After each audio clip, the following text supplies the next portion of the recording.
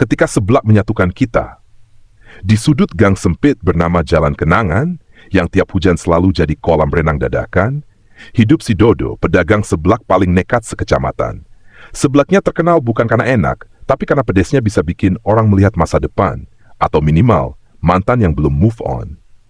Suatu sore, Dodo sedang ngaduk seblak sambil nyanyi lagu dangdut remix TikTok ketika tiba-tiba muncul seorang pelanggan baru. Lala, gadis misterius dengan gaya tomboy, jaket jeans robek dan dompet bentuk alpukat. "Bang, seblaknya level 10 ya, tapi jangan sampai bikin saya nyesel lah, saya baru gajian." Dodo yang biasanya cuek mendadak gugup. Tangannya geter, cabai tumpah dan malah masukin sosis ke dompet sendiri. "Siap, Mbak. Tapi kalau Mbak kuat makan seblak ini tanpa minum, saya traktir es teh manis. Kalau nggak kuat, saya minta nomornya." Lala nyengir merasa tertantang. Dia duduk, mulai makan,